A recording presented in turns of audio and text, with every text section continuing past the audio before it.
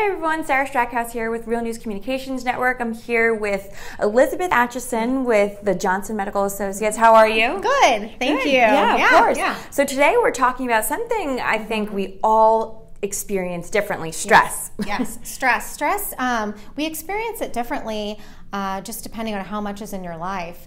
But it can really affect the body, and especially if it's a high stress that goes on for a long time. Oh, wow. It can really wreak havoc just kind of on your sleep and how you feel, but then also cause some health problems depending on how long it goes on. So what are some of the different kinds of stresses? Because I know stress looks a little bit different to everyone. What are some of those signs that we might be experiencing or seeing in yourself or in others? Yeah.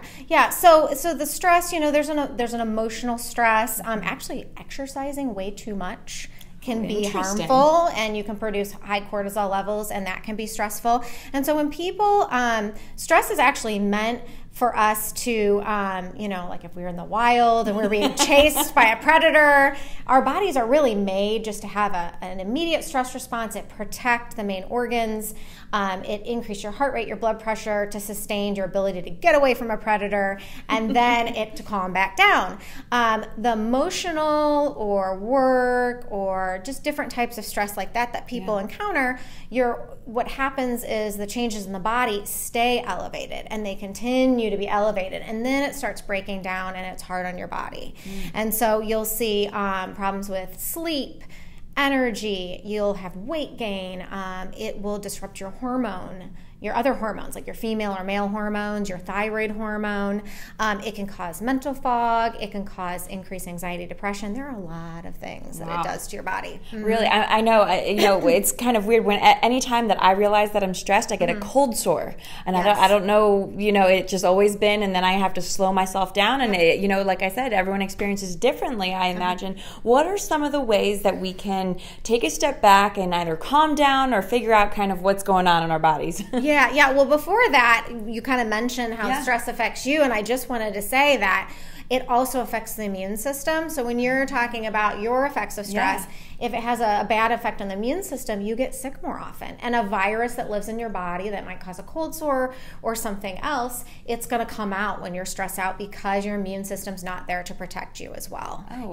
Yeah. Okay. I didn't know that was why. Yeah. And then you asked. Yeah. So what are some ways that we can kind of combat it? If I'm having that reaction or someone's having issues sleeping or whatever it is, what are some ways that you recommend to your patients that they can really get a hold or get a hand on what's going on?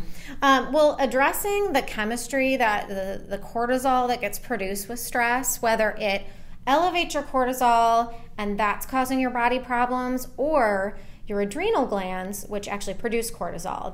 They sit back here in the back. If they have produced high cortisol for too long under stressful conditions, they start to poop out, and then they can't really produce it as well.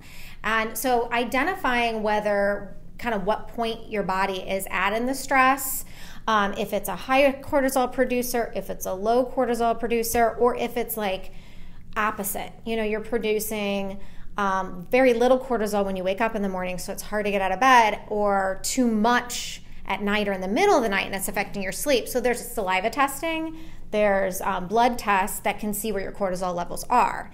That identifies kind of what category you're in under that stress as far as your adrenal gland.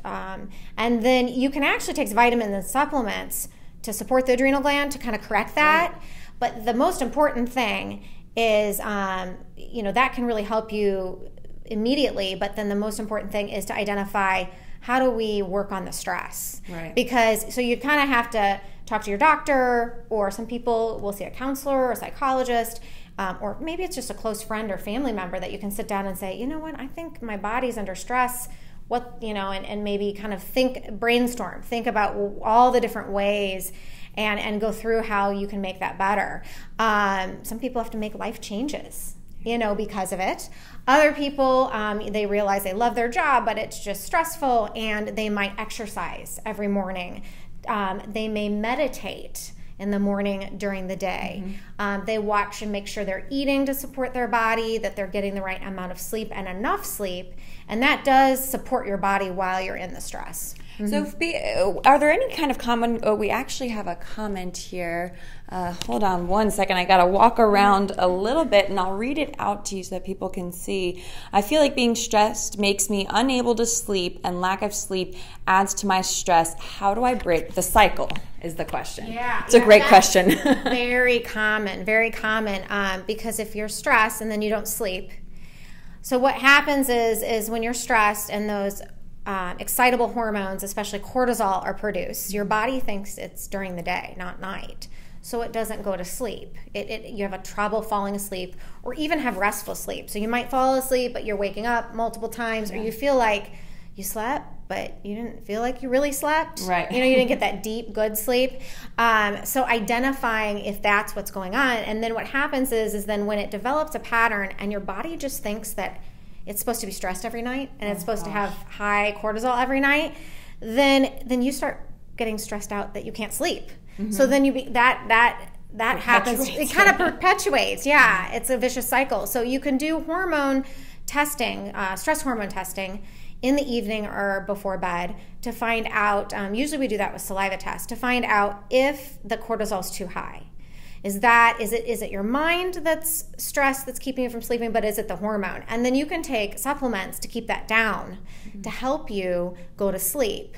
Are those like sleep aids or something different? No, they're like phosphatidylserine is one of the supplements, but there's some different combination supplements, and we always go with pharmaceutical grade here at our office if we can, because it's just higher quality product.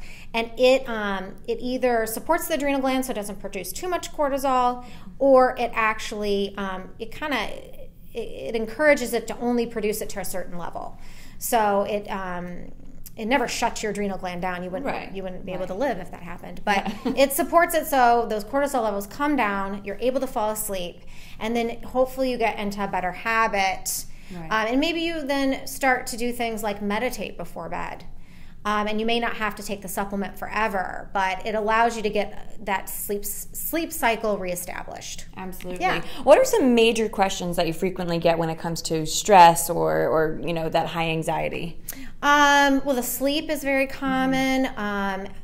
Inflammation. So what it does is it produces the cortisol, causes your body to release sugar to get away from the stress, and it elevates your blood sugar levels. So it can worsen diabetes, it can increase your risk for diabetes, and then that causes a lot of inflammation. And so I get a lot of questions about that.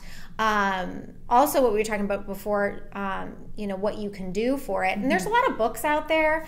I really like this one called Adrenal Fatigue by Dr. Wilson, and he kind of takes it to the basic patient level. It's good for clinicians to read, but it's really good for patients to read because it goes into like diet and food changes and when you should go to bed. And are you the kind of person that should take a nap during the day to kind of rest your adrenal gland so that it can handle what's going on? So those are some of the resources that I've used for patients in the past to kind of help them read and have that information, and they can make those changes at home themselves, because we can do some here and we can educate, but ultimately it's up to the person to kind of establish what they can do in their life to change to support themselves during stressful periods. Yeah, absolutely. I'm going to double check that we don't have any other questions because I see another comment here. Let's see. Oh, you're getting some thumbs up. So I think you're helping a lot of people. I know this is something a lot of people kind of struggle with. Is there anything else that you really want people to know when it comes to stress, our bodies, how it affects us, and maybe some ways to combat it? Yeah, another way that I have gotten myself even just really personally interested in is meditation. And I know we kind of talked about that. I'm so interested. I'm so passionate about it now because of course, my own doctor has been telling me for years, if you get stressed out, or if you have this health issue, meditation can really help your body heal, and it can help just be clear and in the present, and finally I take their advice, right? And so now I'm giving it to everybody else. It really works. I knew it worked, just sitting down, taking the time to do it. So and I've encouraged a lot of people and as patients, because you can tell somebody to do something, but unless you kind of present it in a way that it's easy to do, it's sometimes hard to follow the instructions. It's kind of how to get started in it. So they're on the phone, like the different phone apps. There are meditation apps. They might be 10 to 15 minutes, and you listen to it every night before bed, and you just make it a habit. Or you can go on YouTube. There's lots of free meditation, and they talk about calming, and it's just like calming your system, and it settles all those different bodily functions down that are producing too much cortisol, that have your heart rate up, that have you awake and alert when you're wanting to be more relaxed.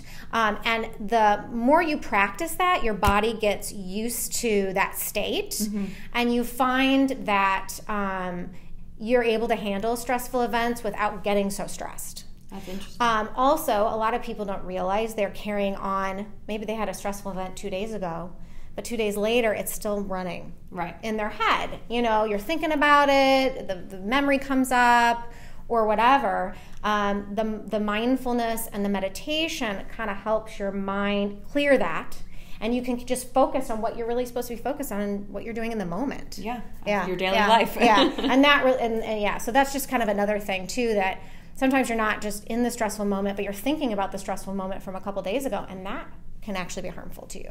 Wow. Yeah. Kind of all the different ways that we can kind of experience it. We have another comment here. It might just be another thumbs up. More thumbs up. But so if people have any other questions, is there what is the best way to contact you if they have specific questions that they weren't able to ask here, or if they just kind of have some broad questions? Through the Facebook and then the blog. I haven't gotten to it yet, but I'm going to put on. I'm going to write a blog regarding this subject. And we'll make sure to, of course, post it here. Maybe have some links and some helpful hints on instructions on exactly what to do in your life to de-stress and support your body while you're trying to de-stress and kind of get healthier. And so that, and then, commenting on the Facebook, or if you're a patient that is interested in being evaluated for your stress hormones, making an appointment. Perfect. Yeah. All right. Well, thank you so much. Okay. Thanks. Yeah. All right, I'm going to go run around and I'll stop it. And then we will, of course, post that blog. Yeah.